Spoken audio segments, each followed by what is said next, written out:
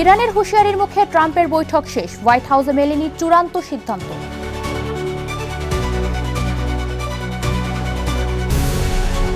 যুক্তরাষ্ট্র থেকে 50,000 কোটি ডলারের পণ্য আমদানি, ভারতীয় প্রতিশ্রুতিকে একতরফা ও অবাস্তব বলছেন বিশেষজ্ঞরা। বহিরাগত হস্তক্ষেপ অসম্ভব, তাইওয়ান ইস্যুতে যুক্তরাষ্ট্রকে সতর্কবার্তা চীনের।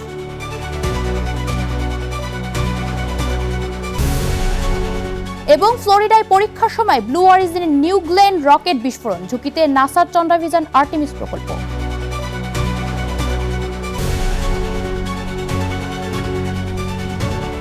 বিশ্বজুড়ে ঘটে যাওয়া দিনের গুরুত্বপূর্ণ ঘটনাবলী নিয়ে আরটিভির নিয়মিত আয়োজন সারাদিনের বিশ্বে।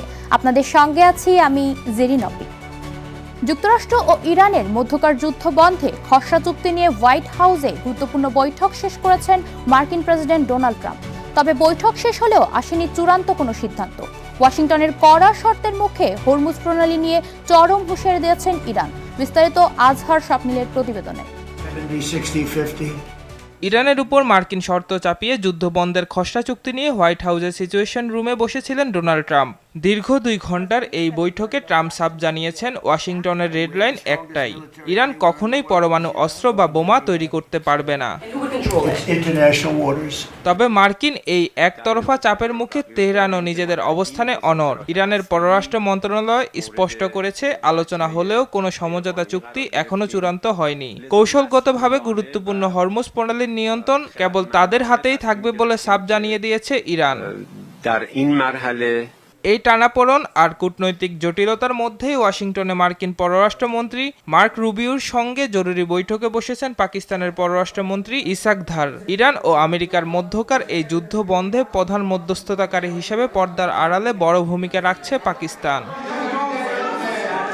এমন কূটনৈতিক লড়াই আর আলোচনার মধ্যে জলসীমা শক্তি প্রদর্শন করেছে ইরানের রেভলিউশনারি গার্ড। হরমুজ প্রণালীতে অনুমতি ছাড়া প্রবেশের দায়ে 4টি বিদেশি জাহাজ লক্ষ্য করে সতর্কতামূলক গুলি ছুড়েছে তারা। মার্কিন নিষেধাজ্ঞাকে তোয়াক্কা না করার স্পষ্ট বার্তা দিয়েছে তেহরান।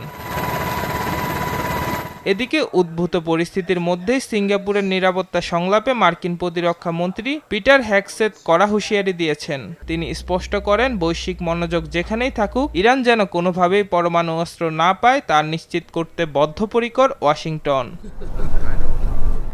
আজহার স্বপ্নিল, আরটিভি। আগামী 5 বছরে যুক্তরাষ্ট্র থেকে 50,000 কোটি ডলারের পণ্য আমদানির ভারতীয় প্রতিশ্রুতিকে একতরফা ও অবাস্তব বলে মন্তব্য করেছেন বাণিজ্য বিশেষজ্ঞরা। মার্কিন পররাষ্ট্রমন্ত্রী মার্কো রুবিওর ভারত সফর শেষে দেওয়া এমন দাবির পর এই উদ্বেগ তৈরি হয়েছে। বিশ্লেষকরা বলছেন, গত ফেব্রুয়ারিতে ট্রাম্প প্রশাসন ভারতীয় পণ্যের শুল্ক কমানোর বিপরীতে এই সমঝোতা হলেও পরে সব দেশের ওপর ওয়াশিংটন ঢালাওভাবে 10% শুল্ক আরোপ করায় চুক্তির মূল ভিত্তি বদলে গেছে। এই পরিস্থিতিতে বছরে 10,000 কোটি ডলারের মার্কিন পণ্য কেনার সিদ্ধান্ত ভারতের বাণিজ্য ভারসাম্য পুরোপুরি নষ্ট করবে এবং সামগ্রিক বাণিজ্য ঘাটতি আরও বাড়িয়ে দেবে। বিশেষ করে ইরান যুদ্ধের কারণে তেলের চড়া দাম এবং রুপির মান কমতে থাকায় এই বিপুল পরিমাণ আমদানির লক্ষ্যমাত্রা নয়াদিল্লির জন্য বড় ধরনের অর্থনৈতিক ঝুঁকি তৈরি করবে বলে মনে করছেন অর্থনীতিবিদরা। তাইওয়ান ইস্যুতে কোনো ধরনের বহিরাগত হস্তক্ষেপ গ্রহণযোগ্য নয় বলে সাফ জানিয়ে দিয়েছেন চীন। বেজিংয়ের এক সংবাদ ব্রিফিংয়ে চীনা পররাষ্ট্র মন্ত্রণালয়ের মুখপাত্র মাওনিং বলেন, তাইওয়ান প্রণালীতে শান্তি ও স্থিতিশীলতা বজায় রাখতে হলে তাইওয়ানের বিচ্ছিন্নতাবাদের বিরুদ্ধে স্পষ্ট অবস্থান নিতে হবে। তিনি আরও উল্লেখ করেন, এই সমস্যার সমাধান সম্পূর্ণভাবে চীনা জনগণের অভ্যন্তরীণ বিষয় এবং এতে অন্য কারোর নাক গলানোর অধিকার নেই। একই সঙ্গে তাইওয়ান প্রশ্ন অত্যন্ত সতর্কতার সঙ্গে পরিচালনার জন্য এবং দুই দেশের শীর্ষ নেতাদের পূর্ববর্তী ঐক্যমত্য বাস্তবায়নে যুক্তরাষ্ট্রের প্রতি আহ্বান জানিয়েছে বেইজিং। চীনের অর্থনৈতিক উন্নয়ন ও কৌশলগত নিরাপত্তা নিশ্চিত করতে দ্রুত আধুনিক পণ্য বিতরণ হাব ও সংরক্ষণাগার গড়ে তোলার তাগিদ দিয়েছেন দেশটির প্রধানমন্ত্রী লি চিয়াং। গত 25 থেকে 27 মে পূর্ব চীনের চেচিয়াং প্রদেশ সফরকালে তিনি এই নির্দেশনা দেন। সফরকালে প্রধানমন্ত্রী লি চিয়াং কৌশলগত পণ্যের মজুত শক্তিশালী করা এবং শিল্প ও সরবরাহ শৃঙ্খলের স্থিতিস্থাপকতা বাড়ানোর উপর জোর দেন। বিশেষ করে নিঙ্গো চৌসান বন্দরকে বিশ্বের শীর্ষস্থানীয় বন্দরে পরিণত করার আহ্বান জানিয়ে তিনি বলেন, বন্দর অবকাঠামোর উন্নয়ন, বহুমুখী পরিবহন ব্যবস্থা সম্প্রসারণ এবং সমুদ্র স্থল বন্দরের সমন্বিত সংযোগ জোরদার করা জরুরি। জরুরি পরিস্থিতি মোকাবেলা ও সামষ্টিক অর্থনীতির স্থিতিশীলতার জন্য এই আধুনিক লজিস্টিক ব্যবস্থা অত্যন্ত গুরুত্বপূর্ণ ভূমিকা রাখবে বলে তিনি উল্লেখ করেন। বিশ্বের বৃহত্তম offshore converter station heart of offshore wind চালু করেছে চীন। 25,000 টন ওজনের এই বিশাল প্ল্যাটফর্মটি দেশটির চিয়াংসু প্রদেশ থেকে সাগরে ভাসানো হয়েছে, যা কুয়াংতং প্রদেশের উপকূলীয় বায়ুবিদ্যুৎ কেন্দ্রের উদ্দেশ্যে রওনা দিয়েছে। একটি ফুটবল মাঠের সমান আয়তনের এই স্টেশনটির দৈর্ঘ্য 85.5 মিটার এবং উচ্চতা প্রায় 15 তলা ভবনের সমান। এটি 500 কিলোভোল্ট এবং 2000 মেগাওয়াট ক্ষমতা সম্পন্ন বিশ্বের প্রথম flexible direct current offshore converter station. নিজস্ব প্রযুক্তিতে তৈরি এই কম্প্যাক্ট সাবস্টেশনটি উইন্ড টারবাইনের উৎপাদিত বিদ্যুৎ সংগ্রহ করে ভোল্টেজ বাড়ানোর পর তা উচ্চ ভোল্টেজের ডাইরেক্ট কারেন্টে রূপান্তর করে সমুদ্রতলে কেবলের মাধ্যমে স্থলভাগের গ্রিডে প্রেরণ করবে। যুক্তরাষ্ট্র ও ইউরোপীয় ইউনিয়নের নানামুখী শুল্ক বাধা উপেক্ষা করে গত এপ্রিলে চীনের বৈদ্যুতিক গাড়ি রপ্তানি 40% বেড়েছে। আল জাজিরার প্রতিবেদন অনুযায়ী এপ্রিল মাসে বিশ্ববাজারে 2,78,081টি বৈদ্যুতিক গাড়ি পাঠিয়েছে চীন, যার মধ্যে সবচেয়ে বড় গন্তব্য ছিল এশিয়া ও ইউরোপ।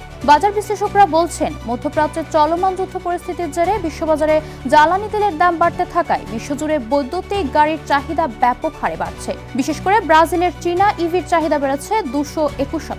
আন্তর্জাতিক জ্বালানি সংস্থা IEA এর তথ্য মতে 2026 সালে বৈশ্বিক ইভি বিক্রি 2,30,00,000-এ পৌঁছাতে পারে। আমেরিকার 100% শুল্ক এবং ইউরোপের 35% পর্যন্ত অতিরিক্ত শুল্ক আরোপের পরও বিকল্প বাজারগুলোতে পরিবেশ বান্ধব ও সাশ্রয়ী চীনা গাড়ির এই জয়জয়কার অব্যাহত রয়েছে। পরীক্ষামূলক কার্যক্রম চলাকালে উৎক্ষেপণ প্যাডেই বিস্ফোরিত হয়েছে বিলিয়নিয়ার জেফ বেজোসের মহাকাশ সংস্থা ব্লু অরিজিনের নিউ গ্লেন রকেট। ফ্লোরিডায় কেপ ক্যানভারালে রকেটটির ইঞ্জিন চালুর পরপরই একটি বিশাল অগ্নিগোলকে পরিণত হয়। এই দুর্ঘটনার ফলে মার্কিন মহাকাশ সংস্থা নাসার চন্দ্রাভিযান আর্টেমিস প্রকল্প বড় ধরনের ঝুঁকিতে পড়ার আশঙ্কা দেখা দিয়েছে, কারণ এই রকেটের ওপর নাসার গুরুত্বপূর্ণ মহাকাশযান উৎক্ষেপণের পরিকল্পনা রয়েছে। অবশ্য বিস্ফোরণে কোনো কর্মী হতাহত হননি। জেফ বেজোস জানিয়েছেন, দ্রুত তদন্ত শেষ করে তারা আবারও উড্ডয়নে ফিরবেন। পশ্চিমবঙ্গে কালবৈশাখীর তাণ্ডবে অন্তত 8 জনের মৃত্যু হয়েছে। কলকাতা সহ বিভিন্ন জেলায় ঝড়, বজ্রপাত ও দেয়াল ধসে এই প্রাণহানির ঘটনা ঘটে। ঘণ্টায় প্রায় 88 কিলোমিটার বেগে আঘাত হানা ঝড়ে উপড়ে পড়ে অসংখ্য গাছ। ক্ষতিগ্রস্ত হয় ঘরবাড়ি ও বিদ্যুৎ ব্যবস্থা। ঝড়ের কারণে ট্রেন চলাচল ও বিমান পরিষেবাও ব্যাহত হয়। সবচেয়ে বেশি প্রাণহানি হয়েছে পুরুলিয়ায়, যেখানে বজ্রপাতে 3 জন মারা গেছেন। পশ্চিম মেদিনীপুরে নিহত হয়েছে 2 স্কুল ছাত্র। নিহতদের পরিবারকে 4 লাখ রুপি করে আর্থিক সহায়তার ঘোষণা দিয়েছে পশ্চিমবঙ্গ সরকার। ক্ষয়ক্ষতি মোকাবেলায় প্রশাসন ও উদ্ধারকারী দল মাঠে কাজ করছে। আর এরই সাথেই শেষ করছি সারাদিনের বিশ্ব। আর টিভির সাথে সংযুক্ত থাকুন, মতামত জানান আর টিভির সামাজিক যোগাযোগ মাধ্যমগুলোতে।